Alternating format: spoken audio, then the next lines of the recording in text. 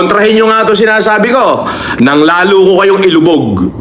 Okay, yan po may mga mixed vlog, TV, ibig sabihin small YouTuber yan. Ang tanging hiling ko sa mga supporter ko, i-subscribe nyo sila, panoorin nyo na rin yung kanilang mga vlog, at para sila'y kumita. Pag sila'y kumita, hindi madadagdagan yung makakatulong. Si Idol ko, Jan TV.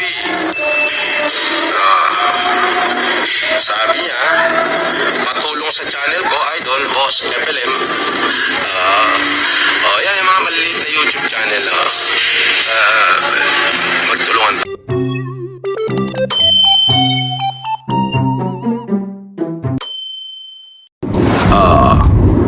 At saka para dyan kay Diwatang Boglo ang panga, lubog ang panga, okay? Oy, Deo, impacto ka. Impacto ka talaga. Diwatang Boglo ang panga. Kabobo mo, no? Pero yung masasabihin mo maging kurap ako, tarantado kami no minuto. Sarili kong pera, nakahanda akong ubusin para ma-save ko yung mga kapwa ko Pilipino ng pandemic. Kaya sana bago ako magsalita, mag-isip kang mabuti, tarantado ka. Bobo.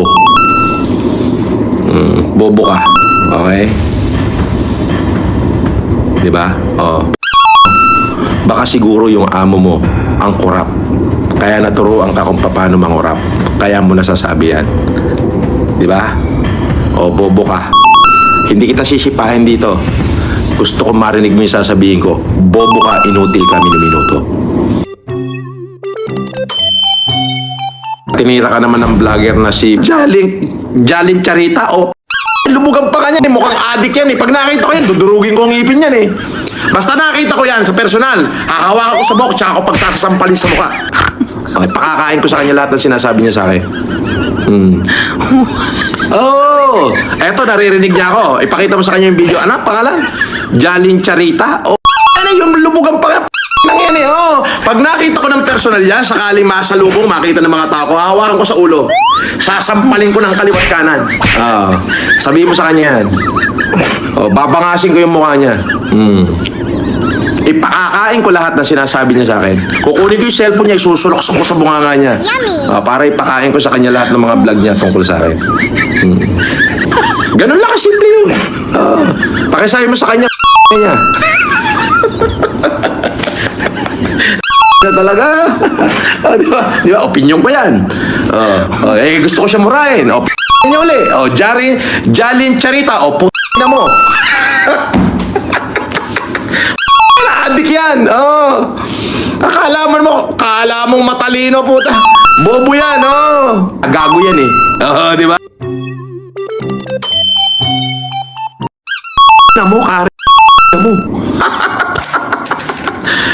Bobo. Meron ba namang scammer na araw-araw nandito sa YouTube? Araw-araw naka-live? May scammer ba na lahat ng daanan ko nagpapapicture yung tao sa akin? Bobo! Ikaw Karen Davila, magsabay tayong lumakad sa'yo wala magpapapicture. Halos lahat ng daanan natin I bet you 10 million. Paramihan tayo kung sino magpapapicture sa atin dalawa. Kung sino matanggap ng tao. Kahit saan lugar. Bobo tong media na to takot sa kanila? Hindi ako. Tarantada kami no minuto. Baka nga nakakain ka pa ng bigas ng pandemic na galing sa akin, tarantada ka. Diba? Tarantadong ka rin to. Hindi ako i-interviewin yan. Takot sa akin niya kasi naalam kong titirahin ako. Antimano mo, murahin ka na mo, malis ka sa harapan ko, baka durugin ko yung uso mo. Gago.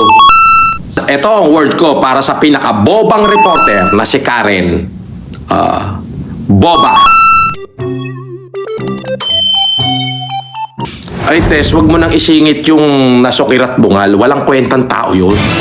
Basura yun Basahan yun. Hindi ko bibigyan ng pansin yung mga basahan. Okay? Ang mga binabanatan natin, yung may pangalan. Hindi yung basahan. Di ba?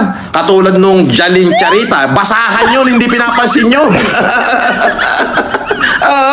Isang word lang ang masasabi ko kay Nasukir, kay Aruba, at saka kay Jalin Charita. Ito lang masasabi ko sa kanila. ang ina nila. Yun lang. Oo. Walang nararapat na word sa kanila kundi yun lang. Ina nyo. Ayun. Yun ang word nila.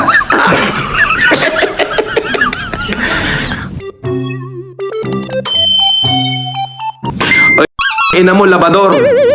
Mahangin ka na wala ka namang ihahangin. Tarantado ka minuto. Ito, labador, pakinggan mo at saka Rosmar. Ako tularan nyo. May pinaglaban.